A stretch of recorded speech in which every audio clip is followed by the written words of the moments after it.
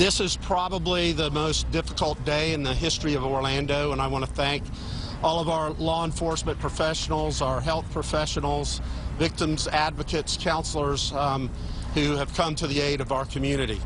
While it is difficult for all of us, it is the most difficult for those families that are still waiting for information on their loved ones. And as difficult as that is, I ask for patience and compassion and love. Pulse remains an active crime scene, and law enforcement is working the scene as efficiently and as diligently as they possibly can, while also being respectful of the remains of the deceased.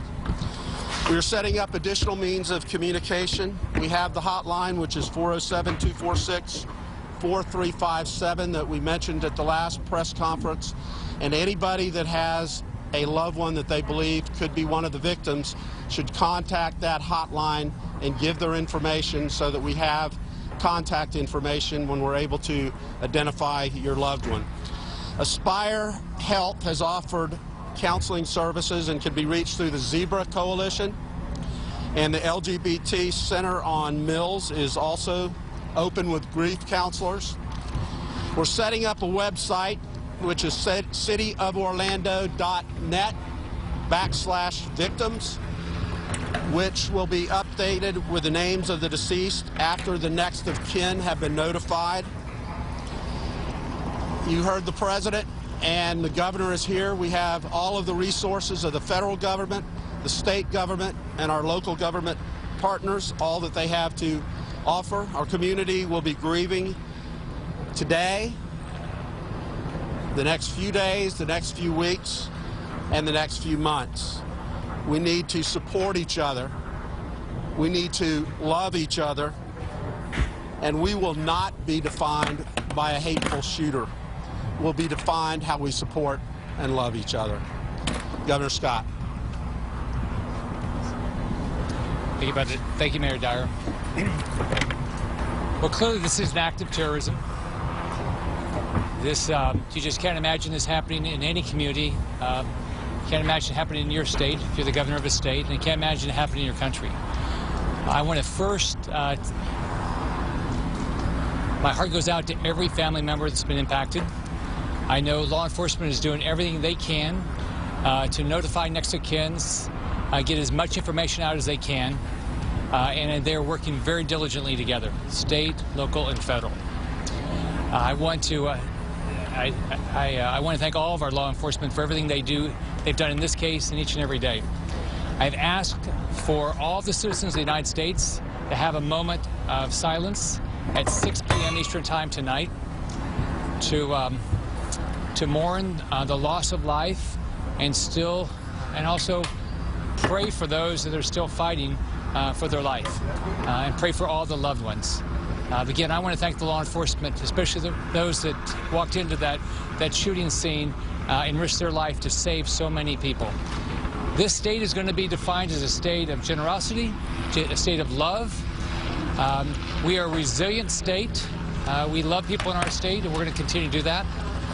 Anybody that's thinking about doing something like this in our state, our justice is swift. Our penalties are severe. We have a great law enforcement team, and we're going to do the right thing. We declared a state of emergency earlier today for Orange County, and the state, I know the federal government's doing the same thing, provide all the services anybody needs. Now, I'd like to turn over to the Attorney General, Pam Bondi. Today is a tragic day, and we are making it clear anyone who attacks our LGBT community, anyone who attacks anyone in our state will be gone after to the fullest extent of the law. Today, my office has been working. We've been bringing in victims advocates from throughout the state of Florida here to Orlando. So if you're missing a family member, a loved one, we will be here to help you. You're hearing on a horrible, tragic, violent day the word love. And that's what we need to continue to do. We need to look out for each other. We need to take care of each other. And we will be available as a community, as a state. And we've all received calls from around the country of people offering their support in this horrible, horrible time. Our mayor's done an incredible job. The FBI has now taken the lead on this investigation, and they are remarkable. back in the command center watching federal, state, and local law enforcement and prosecutors all work together, second to none in our state. And we should be very proud of the law enforcement, the men and women in uniform who are all working together as a team. Thank you very much. And now the FBI. I'm sorry, our police chief. Good afternoon. Just to clarify, we had 11 Orlando police officers that exchanged gunfire with the suspect and killed him. They have all been relieved of duty, as is our standard practice. The Florida Department of Law Enforcement will investigate the officer-involved shooting portion of that, and we will release their names over the next couple of days. We want the citizens and residents and visitors of Orlando to know that we are committed to their safety. Our officers put themselves in harm's way and risk their lives for the people and patrons at Pulse, and we are committed to do so again. So at this time, we're going to continue with the investigation, assist the FBI. Our focus is on helping with the identification and next of kin. We're setting up a system for that as well. I also want to take this opportunity to thank all of the outpouring of support, not only from local law enforcement. You know, we've had multiple sheriffs from different counties respond, different police chiefs. Everyone in Central Florida has reached out to us. But also I want to thank the businesses in this area. They have all stepped forward to assist law enforcement with food, with water. So we really do appreciate that. Thank you. Sure. Just going to provide a brief update as well. This has certainly been a trying day. As you can see, as the day has grown, the level of support in our community has grown as well. And so I sincerely appreciate the broad support that we're receiving. We still have a lot of work to do yet in this investigation. At just after noon today, there was a national phone teleconference that was spearheaded by the Department of Homeland Security, in which law enforcement from across the entire country came together to talk about what we must do to ensure the safety of our homeland. Because what has happened here was not purely an attack on the residents of Florida or the residents of Orange County or Orlando here, but this was indeed an attack on our nation. And so we appreciate the support that is coming from across the country in this effort. In terms of the Orange County Sheriff's Office, we had 3 deputy sheriffs who were actively engaged in the rescue efforts that also fired their weapons. They too have been relieved of the law enforcement authority pending an investigation. What we typically do here in Orlando is call upon the Florida Department of Law Enforcement to do an independent investigation of any law enforcement officer involved shootings, and that has been done in this case. And so they will be doing their investigation concurrently with that of the FBI. Thank you again. Thank you, Sheriff. Just to reiterate, the FBI has taken the lead in this investigation, but I want to thank every agency standing behind me and those that you may or may not see currently that are working with us shoulder to shoulder, hand in hand, to get to the bottom of this senseless act of violence. Prepared some talking points to make sure I address all the questions that you posed earlier, so bear with me as I go through them. We're gathering a lot of information right now, so we want to share as much as we possibly can. The individual believed to be responsible for the terror attack at the Orlando Club Pulse early Sunday morning has been identified as Omar Mir Sadiq Martin, age 29, an American citizen born in New York. He died of an exchange of gunfire with police officers early this morning. The FBI first became aware of Martin in 2013 when he made inflammatory comments to coworkers alleging possible terrorist ties. The FBI thoroughly investigated the matter, including interviews of witnesses, physical surveillance, and records checks. In the course of the investigation, Martin was interviewed twice. Ultimately, we were unable to verify the substance of his comments, and the investigation was closed. In 2014, Martin again came to the attention of the FBI because of possible ties to Monar Abu Salah, an American suicide bomber. The FBI conducted an investigation, including an interview with Martin. We determined that contact was minimal and did not constitute a substantive relationship or a threat at that time.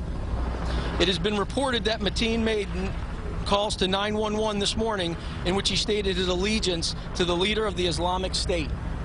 We are looking into any and all connections, both domestic and international. We're going to be as transparent as possible, but we also want to be as accurate as possible, as I stated earlier today. Given the ongoing nature of the investigation, we'll continue to provide updates when information becomes available. Thank you. Can you spell the name of 911 report is inaccurate at this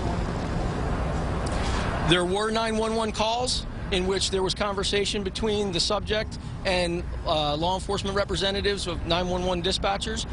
That has become federal evidence.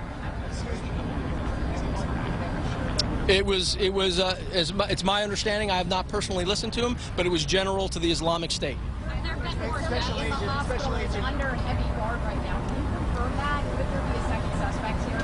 I'm sorry, I missed it. I am hearing that there is somebody that's in the hospital under close guard by law enforcement. Is that true? Could there be a second suspect that actively is in that? I can tell you at this point in time, we do not have a second suspect that we are actively looking for.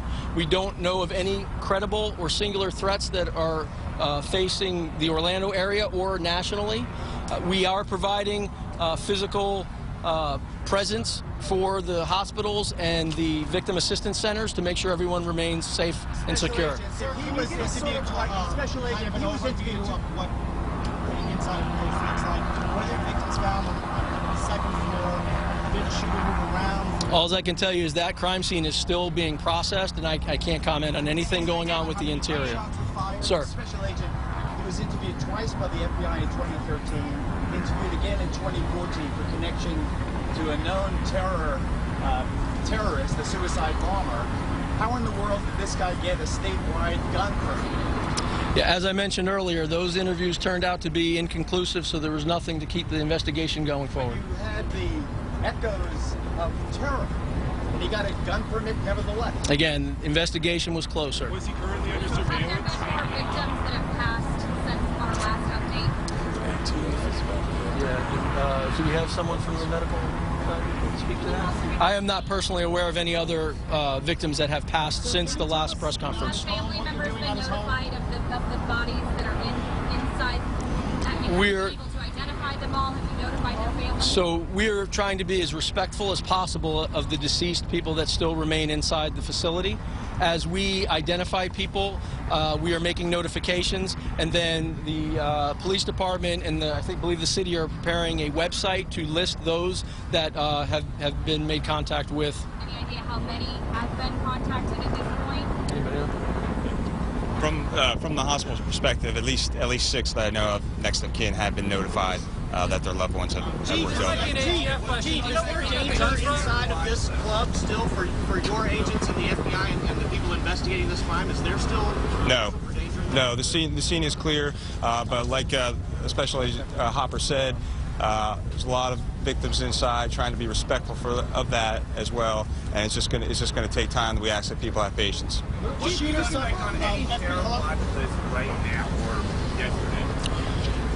The subject that I mentioned earlier was not under current investigation at the time of this incident and was not under surveillance. Can you tell us what his family, you guys have interviewed his family, I assume, so you can tell us about those interviews? All I can tell you is that multiple interviews are being conducted as we speak. I have no details as to how far that's gone at this point in time. You guys are at his home, so can you tell us what you're doing at the home? Interviews and investigation, yes, sir. We're going to take 2 more questions.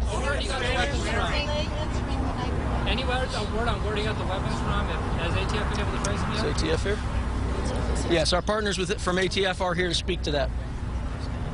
Hi, good day. I'm Trevor Vellon. I'm the Assistant Special Agent in charge of ATF. And I'd first like to start by saying that our condolence goes out to the family of those who've been impacted. Yes, ATF has traced those firearms. We know that this individual did purchase at least 2 firearms. He is not a prohibited person, so he can legally walk into a gun dealership and acquire and purchase firearms. He did so, and he did so within the last week or so. And thus far, we're following up on that, so I'm not going to get into the detail as to the specific location of the purchase, but he did purchase 2 firearms, a handgun and a long gun within the last few days. What was the suspect wearing? That's all the information we can release at this time. We'll provide you more updates as they become available. Thank you.